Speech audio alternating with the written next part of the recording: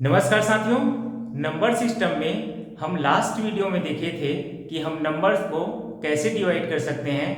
जैसे पहले real number में डिवाइड कर सकते हैं, दूसरा इमेजिनरी नंबर में डिवाइड कर सकते हैं, तीसरा कॉम्प्लेक्स नंबर में डिवाइड कर सकते हैं, वास्तविक संख्या में डिवाइड कर सकते हैं, काल्पनिक संख्या में डिवाइड कर सकते हैं और सम्मिश्र संख्याओं में डिवाइड कर सकते हैं। आज हम देखेंगे वास्तविक संख्याएं, रियल नंबर किसे कहते हैं। रियल नंबर उसे कहते हैं जिसको हम नंबर लाइन में डिनोट कर सकते हैं। तो चलिए देखते हैं ये नंबर लाइन क्या होता है। देखिए, इन सब में जाने से पहले आपको बेसिक पता रहना चाहिए। मैं आपको 9th का बेसिक बता रहा हूँ। 9th के एनसीईआरटी में जैसे दिया हुआ है ठीक वैसे ही आपको एकदम बेसिक से एकदम लो लेवल से आपको बताने की कोशिश करता हूँ।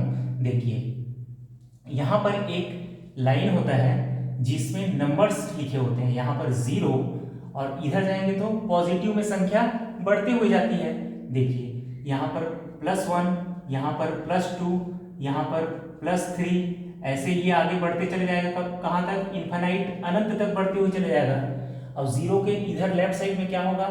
-1, -2, -3 और इधर भी ये इन्फिनाइट अनंत तक बढ़ते हुए चले जाएगा, कम होते हुए चले जाएगा, ऐसे अनंत तक चले जाएगा। ठीक है। अब उसके बाद में देखिए, 9th के एनसीईआरटी में ऐसा दिया हुआ है, यदि आप देखिए ये +1 है और +2 है, इसके बीच में आप यदि एक लेंस लगा देते हैं, लेंस मतलब जिससे हम जूम करके देखते हैं उसको बोलते हैं लेंस।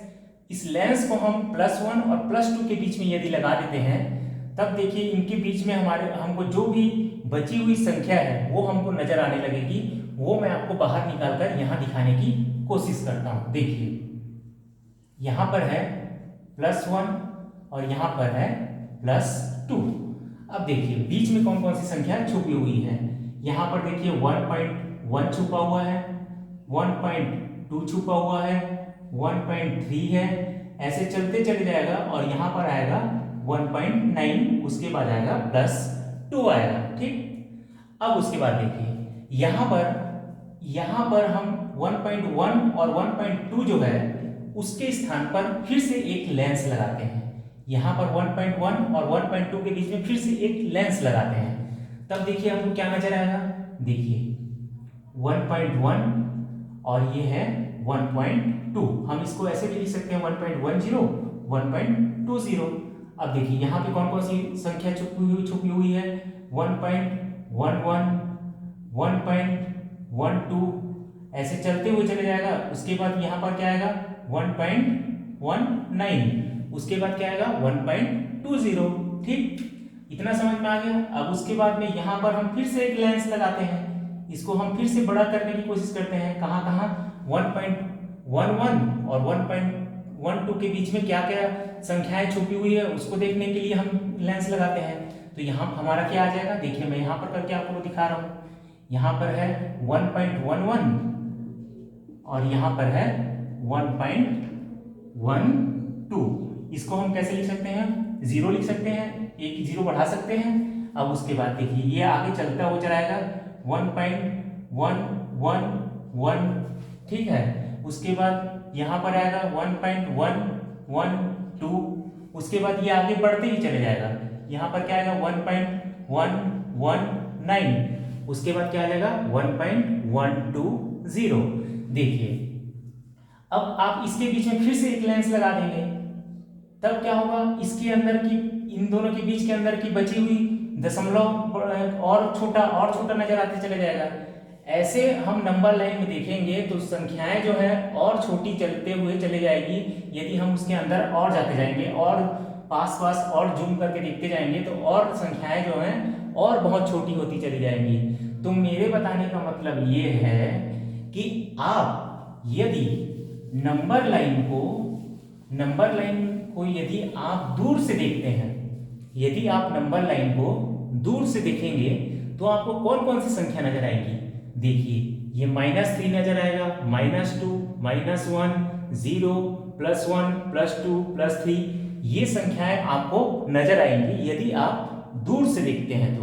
ठीक, तो ये जो दूर से देखते हैं आपको जो नजर आती है उसको हम बोलते हैं पूर्णांक या इंटीजर।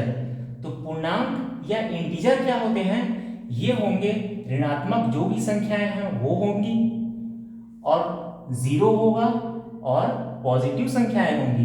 देखिए मैं यहां पर लिखा हूं, इसी को मैं आपको समझाया हूं। पूर्णांक या इंटीजर क्या होता है, ऋणात्मक संख्याएं होती है, शून्य होता है, और पॉजिटिव संख्याएं होती है, धनात्मक संख्याएं होती है। तो ये होता है पूर्णांक। लेकिन वास्तविक संख्याओं में मैं आपको जैसे यहाँ पर लेंस लगा लगा कर जूम करके दिखाया, वैसे डेसिमल नंबर भी होते हैं। क्या होते हैं, डेसिमल नंबर, जिसको बोला जाता है दशमलव संख्याएं। ये देखिए यहाँ पर है ये दशमलव संख्याएं। इसको हम वास्तविक संख्याओं को दो तरीके से बांट सकते हैं, पहला पूर्णांक इंटीजर, और दूसरा दशमलव संख्याएं जिसको बोलते हैं डेसिमल नंबर।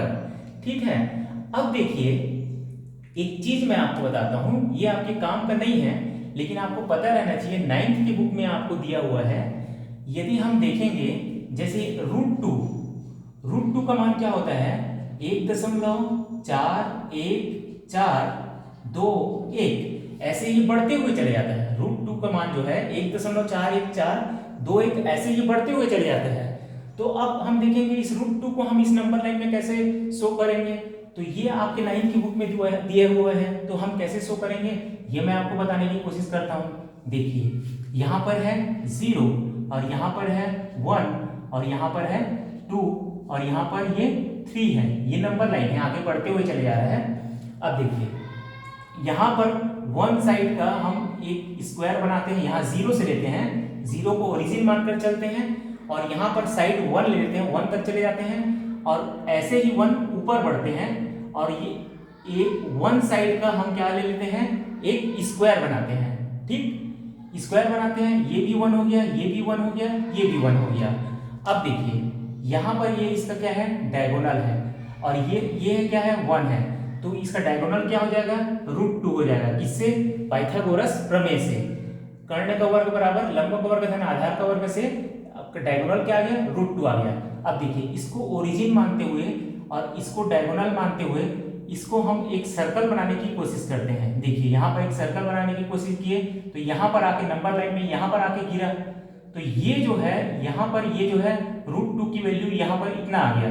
तो √2 का मान जो है यहाँ पे लाई करेगा, ऐसे करके हम √2 की वैल्यू निकाल सकते हैं, जिसका मान 1.4142135 होता है। वो √2 को हम ऐसे दर्शा सकते हैं। ये आपके पेपर में नहीं आएगा, लेकिन आपको पता रहना चाहिए कि √2 जो है कहाँ पे और कैसे लाई करता है, इसको कैसे हम शो कर सकते हैं। ये आपके 9th के बुक में दिया हुआ है, NCERT में। तो ये मैं आपको एक बेसिक बता दिया। अब देखिए नंबर लाइन में जैसे मैं बताया, पूर्णांक इंटीजर होता है जिसमें ऋणात्मक संख्याएं होती हैं, शून्य होता है, और धनात्मक संख्याएं होती हैं। और ठीक वैसे ही वास्तविक संख्या या रियल नंबर को दूसरे तरीके से भी बांट सकते हैं, दशमलव संख्याएं या डेसिमल नंबर ये होती है। अब देखिए दशमलव संख्याएं भी यहाँ पर आपके दो प्रकार की होती है, शांत दशमलव टर्मिनेटिंग बोलते हैं, और दूसरा है अशांत दशमलव जिसको बोलते हैं नॉन टर्मिनेटिंग। तो इसके बारे में हम नेक्स्ट वीडियो में पढ़ेंगे। आज के वीडियो में सिर्फ इतना ही। Thank you.